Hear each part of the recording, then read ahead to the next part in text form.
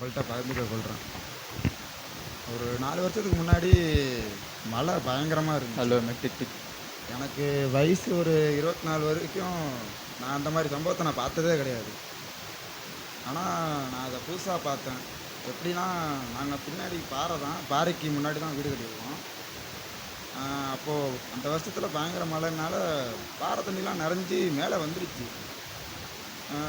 வீடு குடிசை வீடு தான், ரொம்ப பள்ளத்தில் இருந்தோம். ரொம்ப வருஷமாக 50 வருஷம் ஆயிடுச்சு அந்த வீட்டில் இருந்து. ரோடு கட்டு கட்ட அப்படியே மேலே மேலே ஏற்றிட்டு போயிட்டாங்க. நாங்கள் ரொம்ப பள்ளத்தில் இருந்தோம். ஆளே மறைஞ்சிரும் அந்த அளவுக்கு பள்ளமாக இருந்துச்சு வீடு. அப்போ பார்த்தீங்கன்னா, அந்த மலையில் பாறை தண்ணி மேலே வந்து வீட்டுக்குள்ளலாம் வந்துருச்சு. அப்போது ரொம்ப கஷ்டப்பட்டோம். ஒரு பாத்ரூம் போக முடியாது, துணி துவைக்க முடியாது, அதில் நடந்தோம், குளிக்க முடியாது. ரொம்ப பாடுகளை சந்தித்தோம். அந்த தண்ணியிலையும் நாங்கள் புழங்கினோம். எங்களுக்கு எந்த ஒரு நோய் நொடி இல்லாமல் கர்த்தர் எங்களை அவ்வளோ அருமையாக பாதுகாத்துருந்தார். எந்த ஒரு செலவுமே இல்லை, மருத்துவ செலவு எதுவுமே இல்லாமல் பார்த்துக்கிட்டாரு. அதுக்கப்புறம் எங்கள் வீடு இல்லாமல் பக்கத்தில் ஒரு முஸ்லீம் வீடு தான், அவங்களும் பள்ளத்தில் இருந்ததுனால அவங்களுக்கும் பாறை தண்ணி மேலே ஏறி நாங்கள் விவோ ஆஃபீஸில் போயிட்டு கம்ப்ளைண்ட் பண்ணி, அப்புறம் நகராட்சியிலேருந்து ஸ்டெப் எடுத்தாங்க. ராட்சத மோட்டரை எடுத்து எங்களுக்கு ஆப்போசிட்டில் உள்ள வீட்டிலேருந்து இடத்துலேருந்து கொஞ்சம் தண்ணி வெளியே எடுத்தோம்னா நாங்கள் கொஞ்சம் ஃப்ரீயாக ஆனோம். அது வரைக்கும் கஷ்டப்பட்டுக்கிட்டு இருந்தோம். ரொம்பலாம் இல்லை, ஒரு வாரம் 2 வாரம் நம்ம கஷ்டப்பட்டுருக்கோம். அதுக்கப்புறம் ஆண்டவரோட கிருபையால் ஒரு வருஷத்துக்கு அப்புறம் என் பிள்ளைங்க இவ்வளோ கஷ்டப்படுதுங்க, இதை என்னால் பார்க்க முடியாது அப்படின்ட்டு பார்த்த ஆண்டவர் வீட்டு காரியத்தை செயல்படுத்த ஆரம்பித்தார். கையில் காசே கிடையாது, கடன் வாங்கி தான் பண்ணோம். நம்ம கடன் வாங்கக்கூடாது, அது ஒரு பாவத்தில் போகிறது. சூழ்நிலை ஒரு 5 லட்சம் பட்ஜெட்டில் கடன் வாங்கினோம். 5 லட்சத்தில் வீடே முடிக்கணுன்ட்டு எதிர்பார்த்தோம்.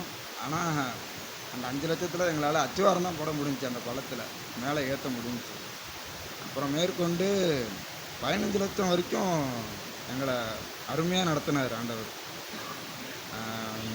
நல்லபடியாக இப்போது சுதந்திரமாக தூங்கி எந்திரிக்கிறோம். ரொம்ப ஆசீர்வாதமாக இருக்கும். ஒரு ஆள் ஒரு கிச்சன் தான், தூங்கவே முடியாமல் நெருக்கல்ல தான் படுத்திருப்போம் 5 பேர். ரொம்ப நெருக்கல்ல படுத்து தூங்குவோம். மழை பெஞ்சால் உள்ளே தண்ணி ஒழுவோம்.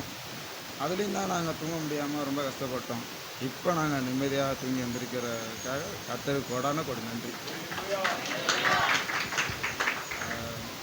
அவர் எங்களுக்கு செஞ்ச நன்மைகள்லாம் வந்து என்னத்தை சொல்லி பாடினாலும் ஈடு கொடுக்க முடியாது. அதனால தான் நான் பாட்டு எடுத்துருக்கிறது வந்து என்னென்னா, என்ன சொல்லி பாடுவேன் உங்கள் கிருபையா அப்படின்ட்டு எடுத்துருக்கேன். எனக்கு இன்னைக்கு தொண்டை கட்டியிருக்கு, அதனால் தெரிஞ்சவங்க நீங்களும் கூட சேர்ந்து பாடுங்க. என்ன சொல்லி பாடுவேன் உங்க கிருபைய, விவரிக்க முடியாத கிருபைய. என்ன சொல்லி பாடுவேன் உங்க கிருபைய, விவரிக்க முடியாத கிருபைய. அதுதான் கிருபை, அதுதான் கிருபை, நான் நினைத்ததிலும் உயர்த்தி வைத்ததே. அதுதான் கிருபை, அதுதான் கிருபை, என் ஜீவியத்தின் பாடலானது. தள்ளப்பட்டோரை தன்னிடம் சேர்க்கும், தள்ளப்பட்டோரை தன்னிடம் சேர்க்கும், நம்பி வந்தோரை மனசார உயர்த்தும், நம்பி வந்தோரை மனசார உயர்த்தும். அதுதான் கிருபை, அதுதான் கிருபை, நான் நினைத்ததிலும் உயர்த்தி வைத்ததே. அதுதான் கிருபை, அதுதான் கிருபை, என் ஜீவியத்தின் பாடலானதே.